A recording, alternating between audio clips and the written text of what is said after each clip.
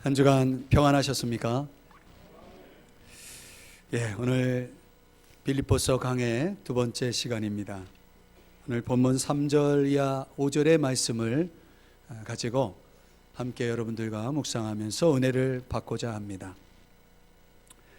여러분 가운데 읽어보셨을지 모르겠는데요, 장자크 쌍페라는 작가가 쓴 라울 따비랭이라고 하는 원제, 우리말로는 자전거를 못하는 아이, 이렇게 번역된 책이 있습니다.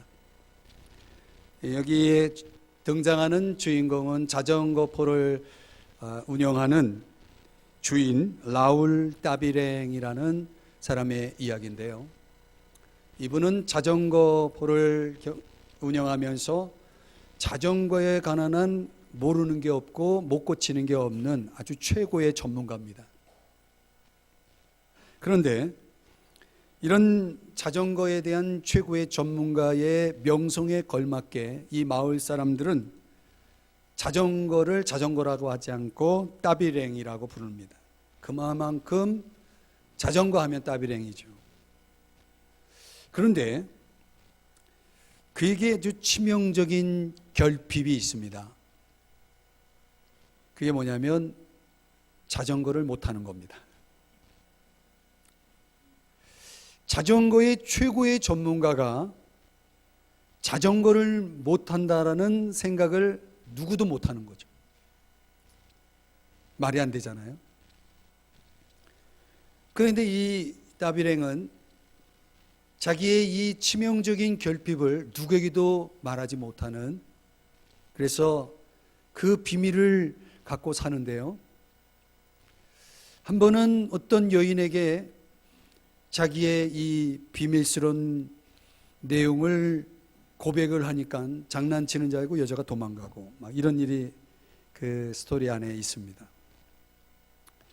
그러던 중 최고의 사진사, 사진을 잘 찍는 또 전문가 피그뉴라고 하는 사람과 이제 우정을 쌓아가게 되는데요, 나중에 이 따비랭이 이 피그뉴에게 자신이 가지고 있는 결핍에 대해서 그 비밀스러운 내용을 공개를 합니다. 내 말 좀 들어보라고, 나를 좀 이해해 달라고 하면서 이야기를 하는데, 그러면서 따비랭이 갑자기 기분이 굉장히 맑아지고 웃음이 나오는 거예요. 그동안 누구도 몰랐던 그 비밀스러운 자신의 결점을 그 피그뉴에게 이야기를 하면서 웃음이 나오는 거예요. 내가 할 줄 모르는 것이 있는데 하면서 이야기를 하는데, 아직 말이 끝나기도 전에 피그뉴는 같이 웃는 것입니다. 왜냐하면 그 따비랭이 무슨 말을 할지 알고 있었기 때문입니다. 92쪽의 짧은 내용이지만 이 책에서 이 작가가 무슨 메시지를 전해주고 있을까? 저 나름의 그 책을 보면서 생각한 것은, 자신이 가지고 있는 그 치명적인 결핍, 자신의 그 무능, 그것을 누군가 이해해 주기를 바라고 그 누군가에게 말할 수 있는 그 기쁨, 그 행복을 그 책에서 보여주면서 현대인들을 향해서, 그렇게 살지 못하는 현대인들을 향해서 어떤 그런 무언의 메시지를 전달하고 있지 않는가, 그런 생각을 해봤습니다. 우리 사회는요, 스트레스가 많은 사회다 이렇게 얘기합니다. 근데 이 사회학자들이 얘기하는 그 스트레스의 원인을 제가 책에서 보니까 그 원인이 뭐냐면 인간관계입니다. 결국 사람 때문에 받는 스트레스가 굉장히 많다는 거예요. 근데 그 사회학자들의 이야기 속에 그 도대체 왜 인간관계 속에서 스트레스가 그렇게 많으냐, 그 근본적인 이유가 뭐냐, 인맥 때문이다 이렇게 얘기합니다. 인맥. 여러분 인맥이라는 단어 들어보셨죠? 이 사람들이 왜 인맥이라는 그 어떤 이유 때문에 스트레스를 이렇게 받을까? 그 그것이 성공 기준이기 때문에 그래요. 그러니까 내가 알고 있는 사람이 누구냐에 따라서 그 사람이 성공했는지 아닌지를 그렇게 결정하는 사회적 기준이, 그 사회적 인식이 사람들로 하여금 인맥에 의해서 행불행을 결정하게 만들었다라고 이렇게 이야기를 합니다. 그래서 사람들이 그런 성공 여부를 결정하는 그 중요한 기준이기 때문에 인맥을 만들기 위해서, 그런 자신의 이익을 위해서 사람들을 만나면서 다닌다는 거죠. 그래서 진정한 친구를 놓치고 살아가는 사람들이 많다. 우리 사회를 그렇게 진단하고 있더라고요. 저는 이 장자크 쌍페이의 이 자전거를 못하는 아이의 메시지랑 굉장히 잘 연결된 그런 분석이라고 생각을 합니다.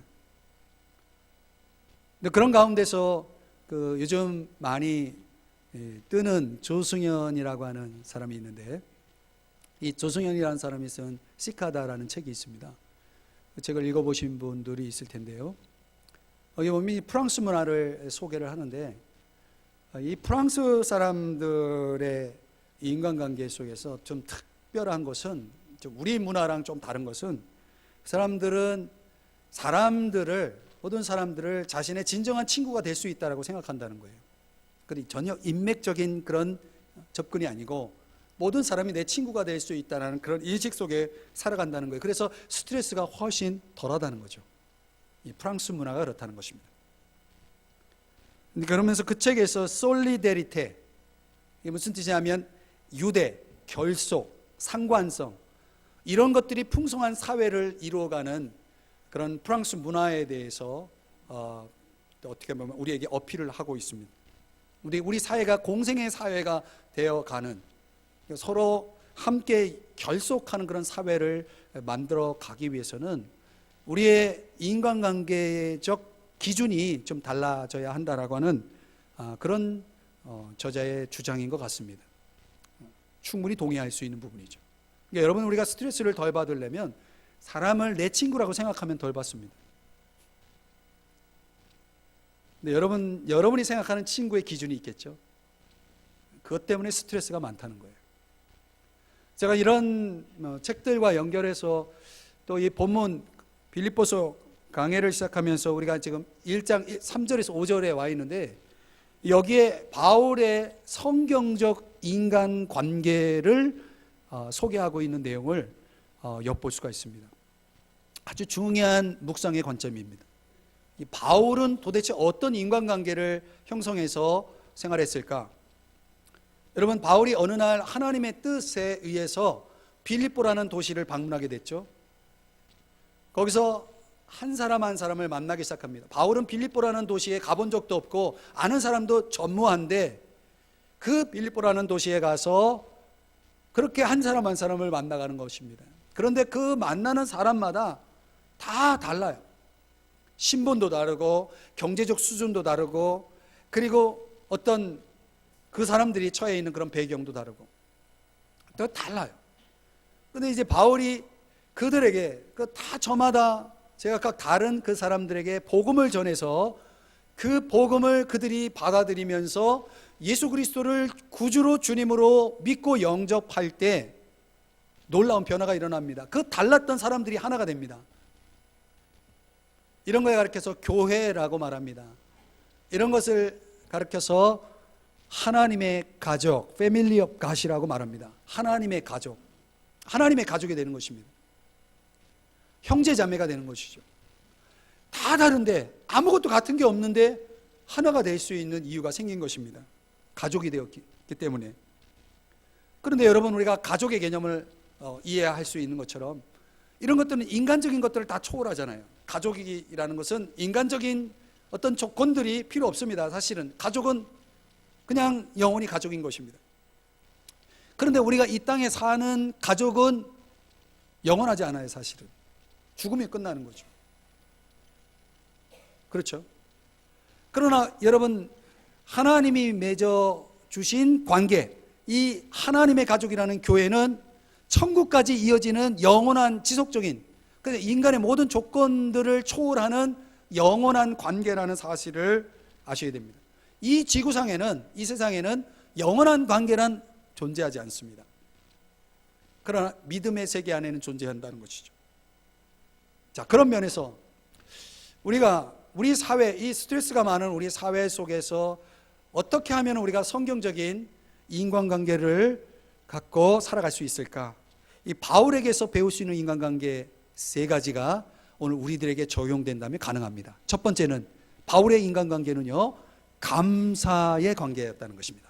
한번 따라 하십시다. 감사. 여러분, 자, 저를 보세요. 관계를 가만히 보면 우리가 사람들을 상대하는 이런 사람들과 더불어 살아가면서 보면은 내 주변에는 이런 사람이 있어요. 늘 사람들 속에서 불평하고 불만 가득한 사람들. 여러분 주변에 있습니까? 없습니까? 어쩌면 여러분일 수도 있어요. 여러분 자신일 수도 있죠. 그러니까 늘 입만 열면 불평하고 불만을 내놓고, 그러니까 사람들 만나면 그 입에서 나오는 게 불평 불만으로 가득한 사람들. 근데 반면에 늘 감사를 찾는 사람들. 여러분은 어떤 사람입니까? 이 상담학에서는 굉장히 권위자인 소냐 르보머스키라고 하는 교수가 있는데요. 이 소냐 르보머스키는 감사를 메타 전략이다 이렇게 정의를 했습니다. 메타 전략. 이게 무슨 의미냐면 감사할 때 그 감사를 통해서 우리에게 여러 가지 방식으로 행복을 증진시키는 그런 유익이 있다라고 하는 의미에서 감사는 메타 전략이다 이렇게 소개를 합니다. 그러면서 어떤 설명이 나오냐면 이런 제목의 책이 있습니다. 라즈 라우나탄이라고 하는 사람이 쓴 왜 똑똑한 사람들은 행복하지 않을까, 이렇게 번역된 책이 있습니다. 여러분, 똑똑한 사람은 행복하지 않대요. 그 책을 읽어보면 아, 맞다, 이래서 행복하지 않구나, 우리가 알 수가 있어요. 근데 거기서 이 라우나탄이라고 하는 사람과 르머머스키가 다 행복하게 아주 굉장히 중요한 학자들인데, 이 사람들이 말하는 게 뭐냐면 고마움, 감사라는 걸 자꾸 표현하다 보면은 행복하다는 거죠. 사람이 행복해지고 고립감이 줄어들고, 그리고 사람들 관계가 더욱더 넓어지고 그런 유익들을 이제 이야기하는데, 근데 그 고마움이라는 것을 표현하는 그 어떤 원동력이 뭐냐면 혼자서는 아무것도 이루지 못한다는 생각을 갖고 산다는 거예요. 다른 사람의 도움 없이는 내가 이룰 수 없다라고 하는 깨달음 속에서 살아가는 사람들은 항상 그 입에서 고마움이라는 표현을 자주 사용한다는 거예요. 여러분 가만히 생각해 보면 그렇지 않습니까? 다른 사람 도움 없이 우리가 할 수 있는 일이 있나요? 지극히 상식적인 말인데 마음에 두고 우리가 생활을 할 때 이런 말을 마음에 두고 살면 굉장히 도움이 되겠다 생각이 돼요. 이런 심리학이나 상담학에서 이야기하는 이런 내용도 있지만, 이 바울이라는 사람을 보면 바울은 실제로 그렇게 살았던 사람이다. 오늘 3절의 말씀을 다시 한번 보시면요, 이렇게 얘기합니다. 내가 너희를 생각할 때마다, 여기서 너희는 빌립보 교회 성도들을 얘기합니다. 너희를 생각할 때마다 뭐 한다고 말합니까? 하나님께 감사하고 있어요. 생각이라고 하는 이 단어는 무네이아라는 단어인데 기억하다, 언급하다 이런 뜻을 가지고 있는 단어입니다.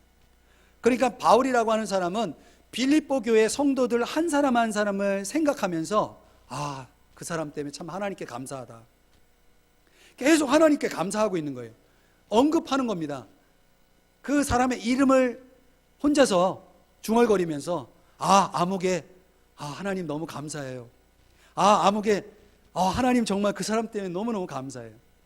제가 더 메시지라는 성경 번역을 종종 여러분에게 인용하는데 거기에는 이렇게 번역을 했어요. 3절을 나는 여러분을 떠올릴 때마다 하나님께 감사의 탄성을 지릅니다. 이 표현이 정확한 표현이에요. 지금 바울이 어느 정도 감사하고 있냐면 탄성을 지를 만큼 그런 뜨거운 감사를 하나님께 올리고 있습니다. 사람을 생각하면서. 빌립보 교회 성도들 한 사람 한 사람을 떠올리면서, 여러분, 우리가 감사한다라고 생각할 때 무엇을 생각하냐면 물질, 명예, 권력. 여러분, 우리가 보통 사람들이 감사하다고 말할 때 그런 외형적인 것들이 이유가 될 때가 많잖아요. 근데 바울은 그런 인간적인 조건들을 초월해 가지고 저 사람, 전혀 몰랐던 저 사람과 내가 형제 자매가 되었다라는 이런 하나님의 어떤 지혜와 사랑과 능력의 덕분에 맺어진 이 관계가 너무 감사한 거예요. 여러분, 제가 묻겠습니다. 여러분 집에서 살고 있는 가족, 여러분이 선택했습니까?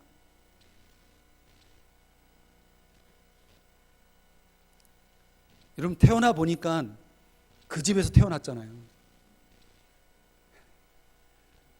여러분이 자녀를 선택했습니까? 내가 내 마음대로 선택해서 낳을 수 있습니까? 유전자는 어떤 유전자로 구성이 돼서 해서 내가 만들어낼 수 있습니까? 가만히 보면요, 관계는 사람이 만드는 게 아닙니다. 여러분 옆집에 사는 사람을 여러분이 정할 수 있습니까? 여러분 교회를 선택해서 교회에 등록하시죠? 이 교회 구성원을 여러분이 선택할 수 있습니까? 그럴 수 없어요. 저는 여기서 중요한 원리를 여러분들에게 말씀드린 겁니다. 바울이 왜 감사했을까? 관계는 하나님의 작품입니다. 하나님이 이루어 주신 거라는 거죠. 그런데 놀라운 것은 그 사람이 가지고 있는 사회적 신분이나 그 사람이 가지고 있는 지식이나 그 사람이 가지고 있는 재산 같은 것들이 그 사람의 가치를 결정하지 않는다는 거예요. 이게 바울이 본 성경적인 인간은 하나님의 형상으로 창조되었다는 사실과 예수 그리스도가 그를 너무나 사랑했기 때문에 십자가에 죽기까지 사랑한 존재라는 그것, 이것만으로도 그 존재는 대단한 존재인 거죠. 어마어마한 존재가 되는 것입니다. 한 시인이 말한 것처럼 사람이 오는 것은 어마어마한 이야기가 우리에게 다가오는 것입니다.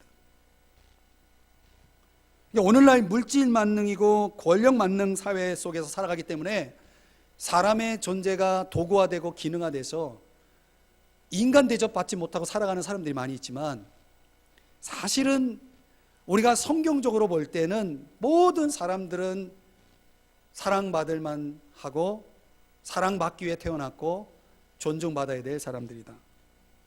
이 바울이 그런 하나님의 관점 속에서 생각해 볼 때, 그리고 교회를 생각해 볼 때, 그리고 나와 더불어 함께 살아가는 사람들을 볼 때 하나님 앞에 깊이 감사할 수 있었다는 것이죠.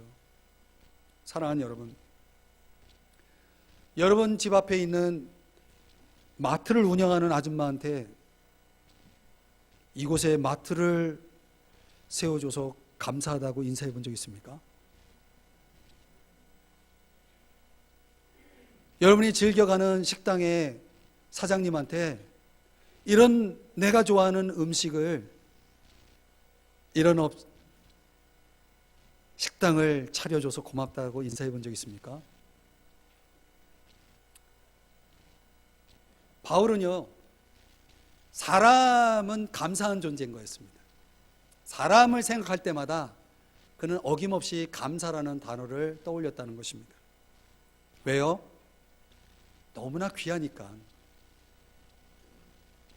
그 존재적으로 이런 사회적 가치관이 세계적 이런 세상 사람들이 생각하는 그런 인간이 아니라 하나님이 생각하는 인간들을 생각해 보면 저와 여러분은 하나님 앞에 늘 감사하며 살아야 될 줄 믿습니다. 사람은 특별한 거예요. 그래서 귀한 것이고요. 그래서 감사할 수 있어야 돼요. 여러분은 평소에 뭘 생각하십니까? 여러분이 평소에 생각하는 게 여러분이 중요하게 여기는 거고 여러분이 관심을 갖고 있는 거예요. 우리가 정말 중요하게 여기는 것이 일이면 늘 일만 생각합니다.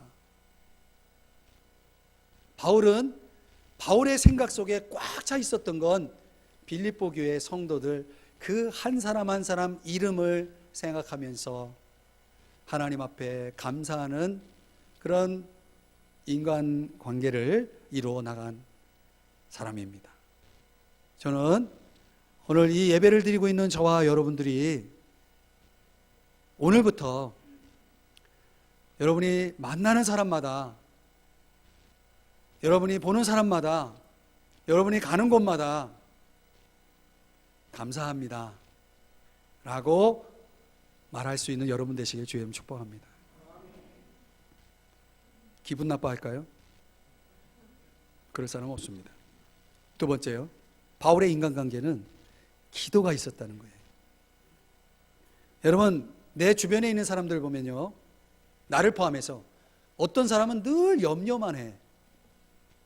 근데 어떤 사람은요, 아주 지극히 작은 것조차도 하나님께 기도하며 사는 사람이 있어요. 여러분은 기도하는 사람입니까? 염려하는 사람입니까? 바울의 인간관계는요, 기도로 가득했다. 한마디로 말하면 이렇게 설명할 수 있습니다. 4절을 보면 간구할 때마다, 요 때마다라는 단어가 항상이라는 의미를 가지고 있는 단어입니다.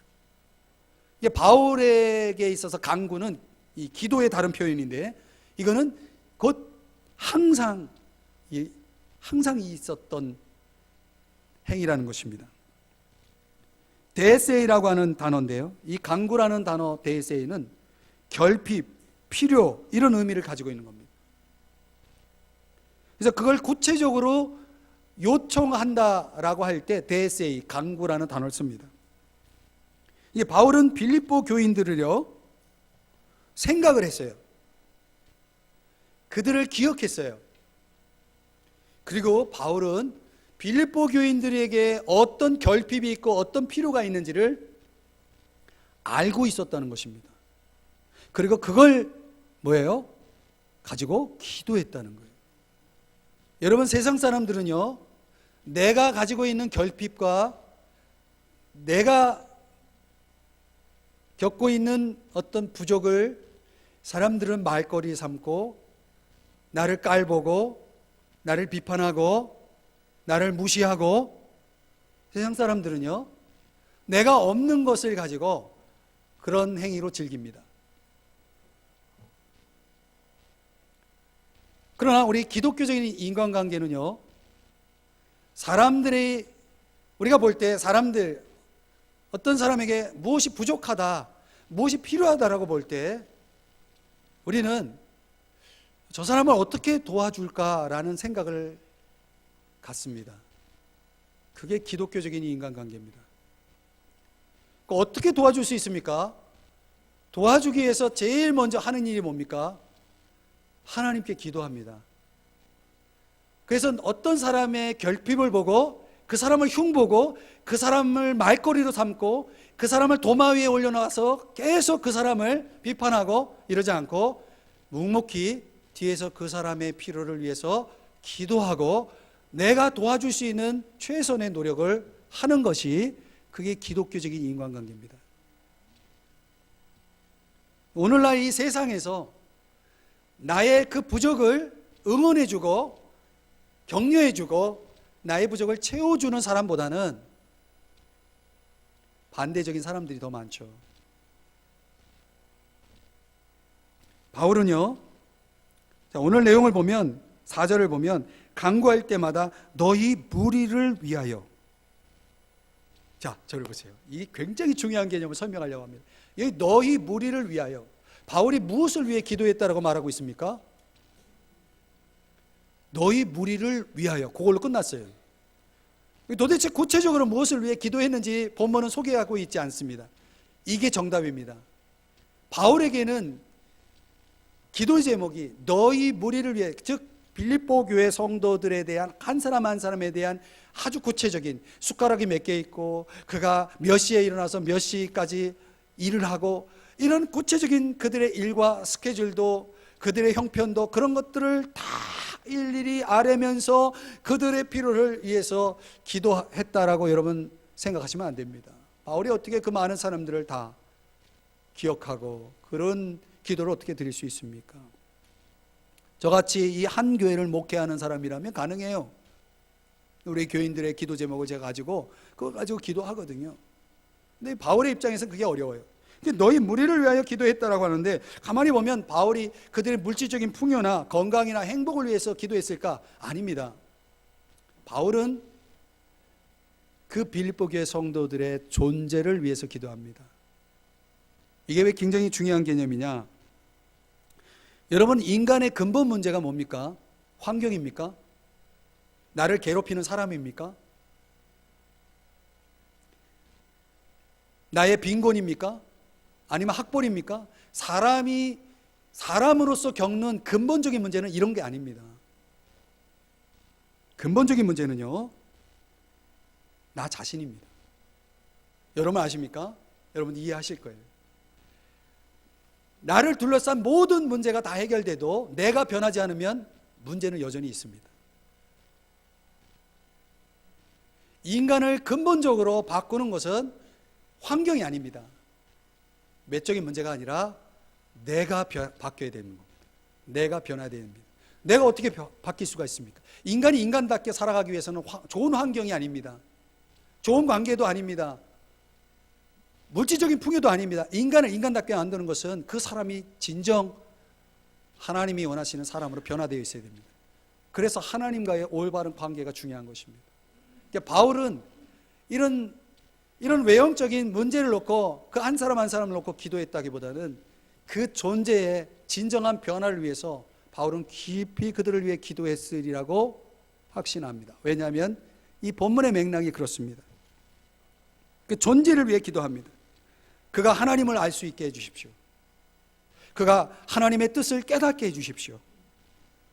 그리고 하나님 안에서 믿음으로 살게 도와주십시오. 어떤 환경에도 흔들리지 않고 하나님 신앙으로 승리하게 해주세요.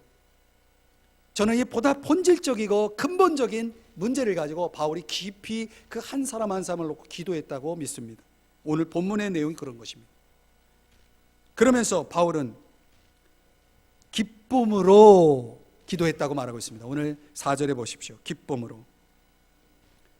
자, 그런데요, 여러분, 바울은 지금 어디에 있습니까? 지금 옥중에 있습니다.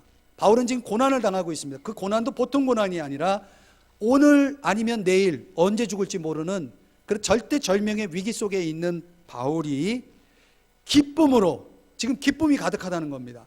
그리고 자기 자신이 아니라 살려주세요 라는 기도가 아니라 빌립보 교인들을 위해서 기도하고 있습니다. 기쁨으로. 여러분, 이게 가능합니까?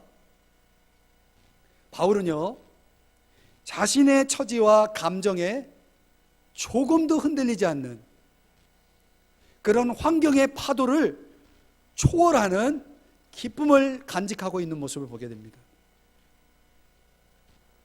오늘날 우리가 생활하면서 내 주변 환경에 우리의 감정이, 우리의 신앙적 기복이 얼마나 큰지 여러분 느끼시지 않습니까?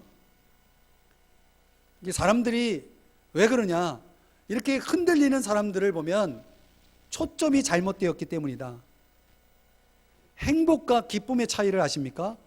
행복은 초점이 상황, 환경에 있습니다.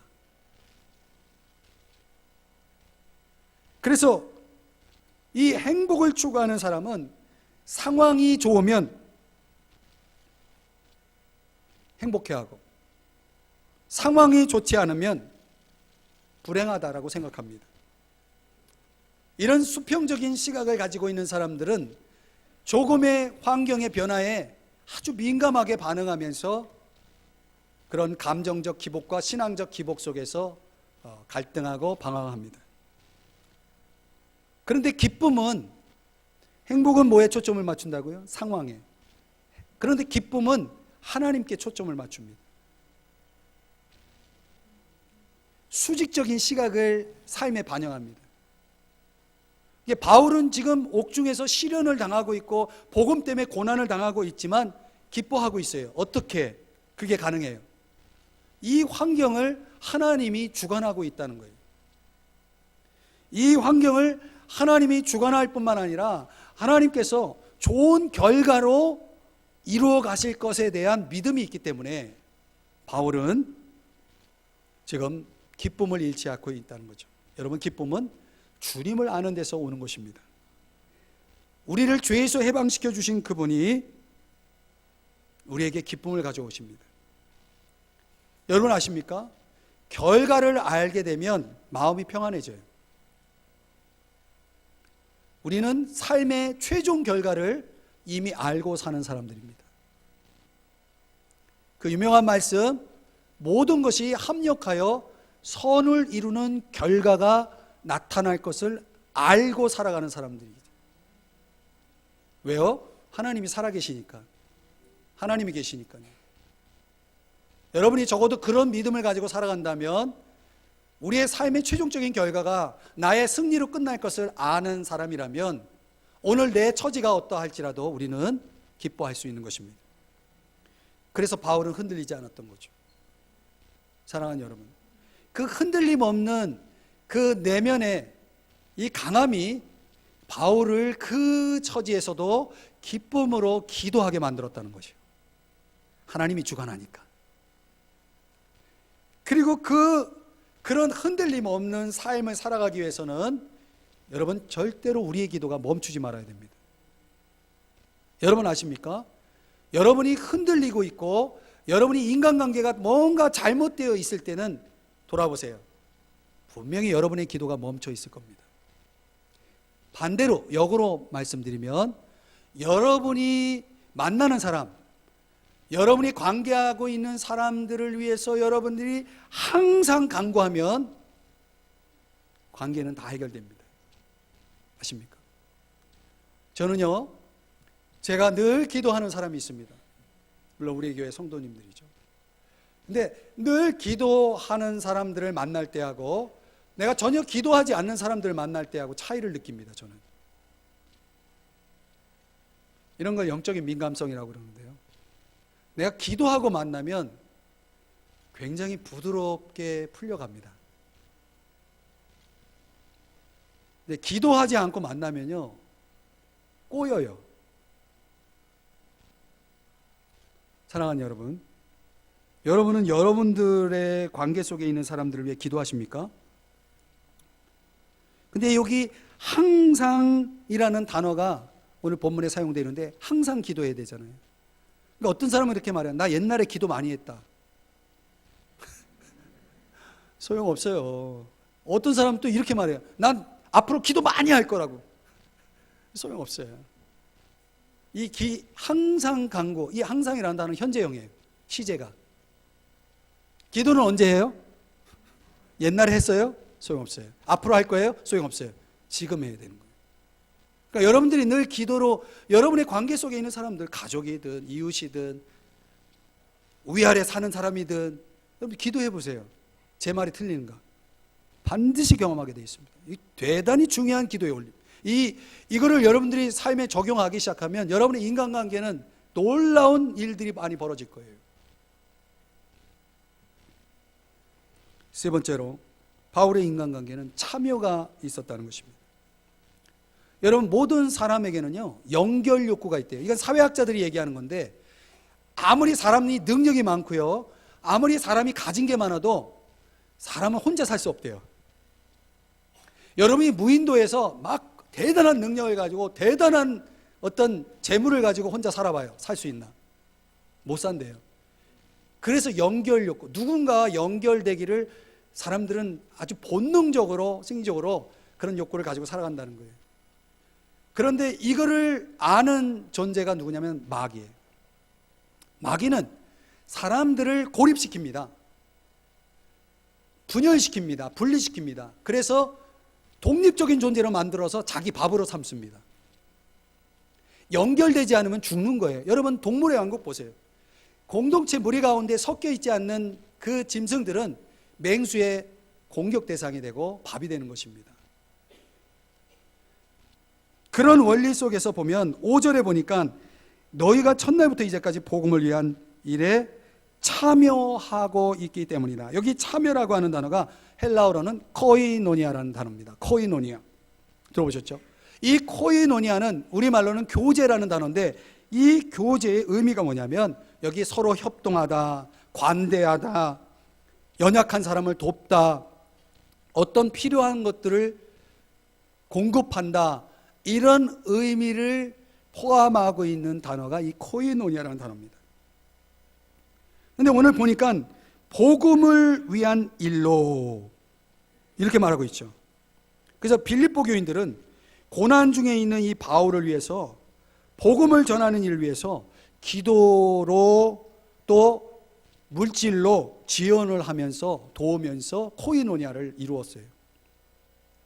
근데 이 빌립보 교인들이 굉장한 사람들인 것이 뭐냐면, 바울만 도운 게 아니라 저기 외국에 예루살렘이라는 곳에 있는 교회가 지금 어려움을 겪고 있다는 뉴스가 들려오니까 이 빌립보 교인들, 그 당시에 고린도후서 8장에 의하면 이 사람들도 굉장히 가난한 사람이고 아주 생활에 쪼들리는 사람인데, 이 가난한 교회 성도들이 자기들이 십시일반 돈을 최대로 모아가지고 구제비를 예루살렘 교회, 어려운 교회 성도들에게 보내요.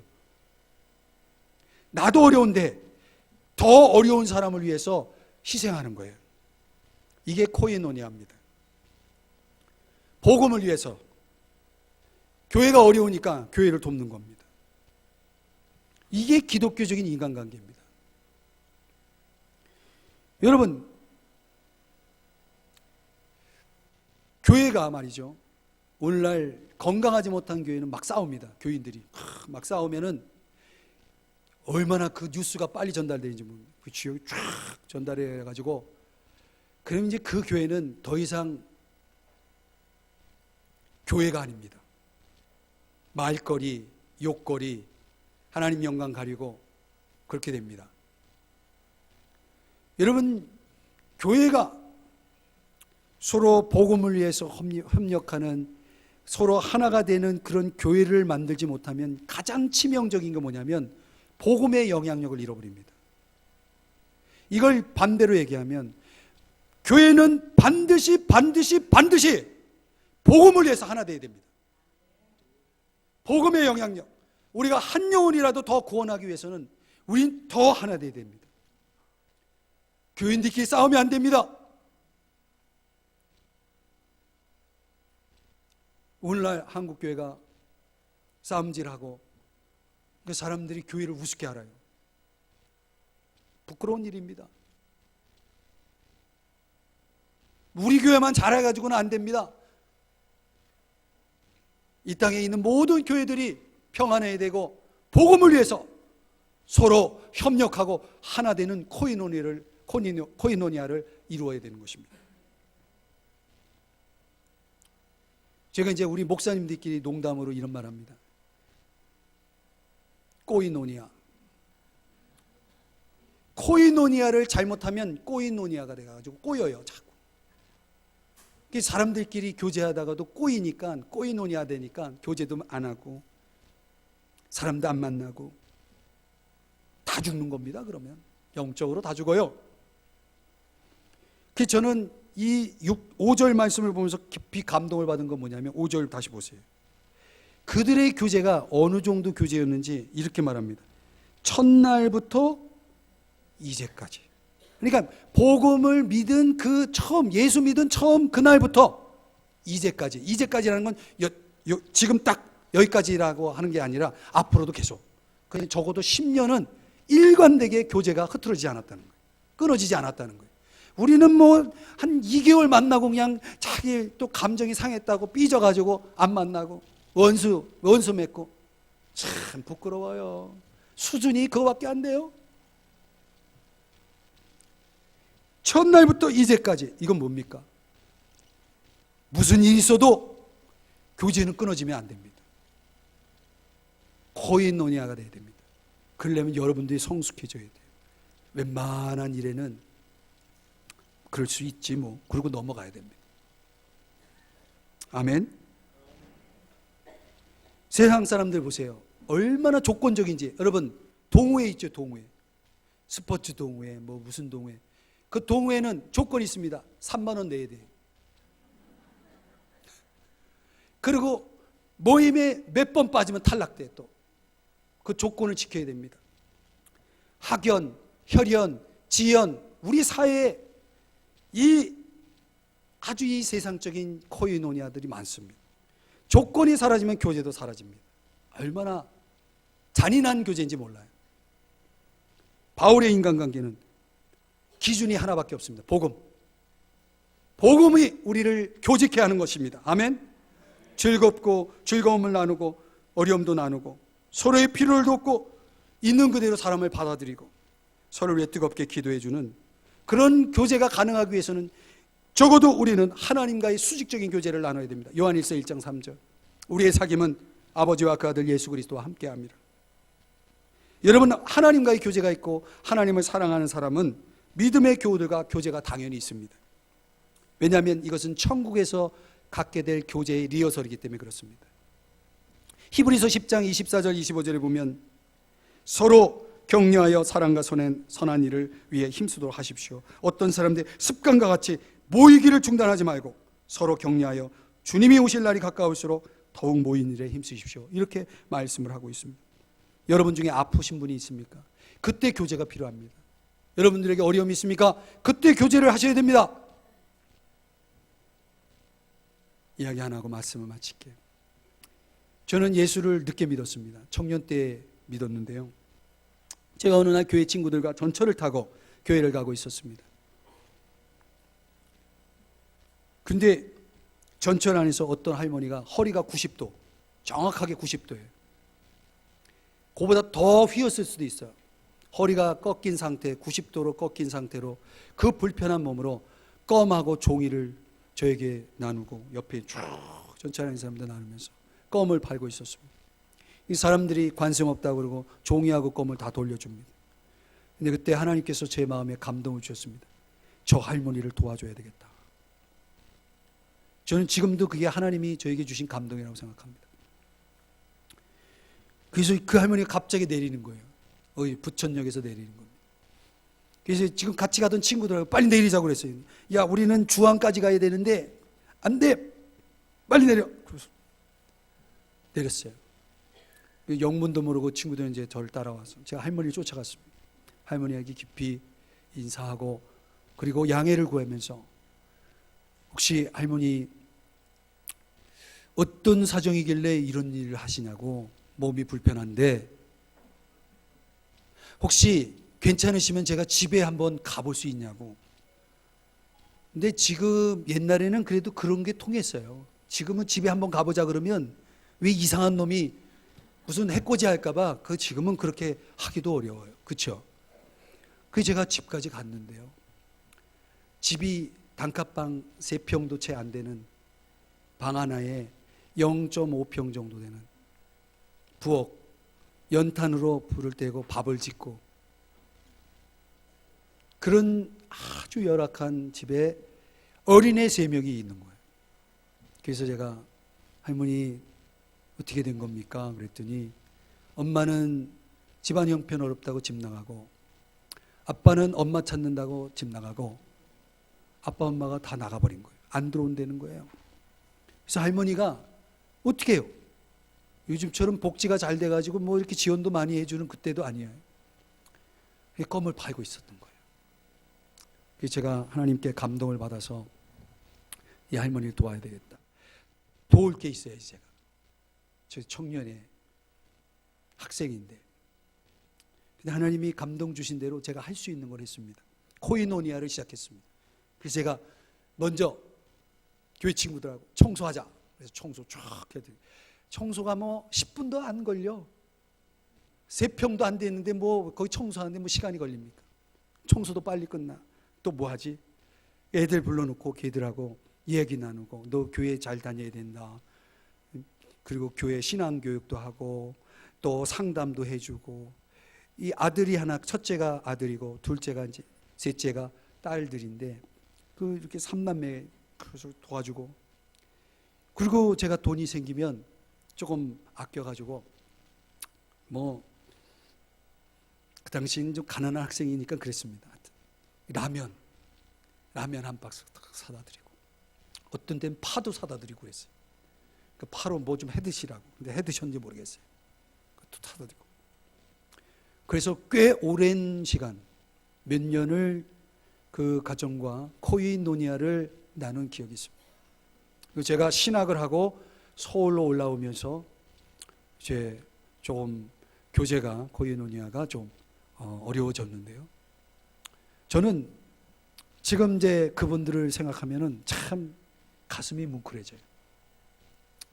그때 저는 그 가정과 코이노니아를 하면서 그분들은, 그 아이들은 다른 교회를 다니고 나는 내가 다니는 교회가 있었지만은 다른 교회지만은 다른 지역이 있고 뭐 다르지만은 복음 안에서 제가 코이노니아 하면서 제가 많이 성장했습니다.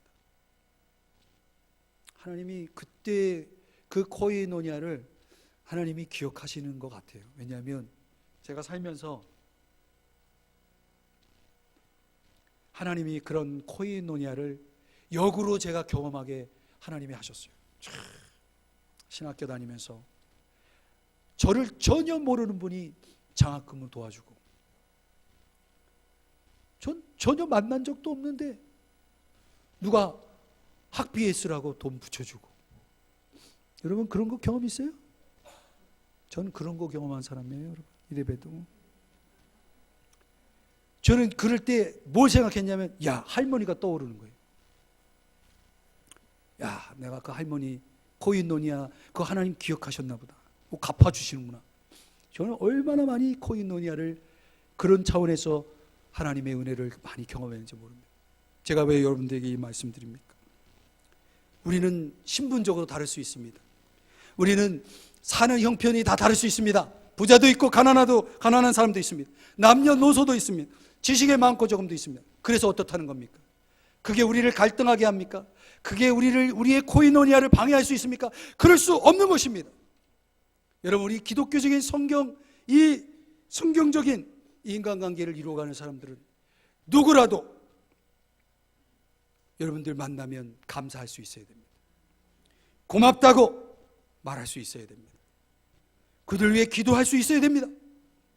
그리고 그들의 필요를 챙겨줄 수 있는 사람이 되어야 됩니다. 그것이야말로 진정 기독교적인 인간관계고, 이런 관계 속에서 살아갈 때 신앙이 자랍니다. 천국을 경험합니다. 하나님의 사람이 될 수가 있습니다. 하나님이 저와 여러분에게 그런 인간관계를 오늘 누리기를 축복하심을 믿으시기 바랍니다. 다 같이 자리에서 일어나서 우리 함께 찬송하고 축도로 예배를 마칩니다.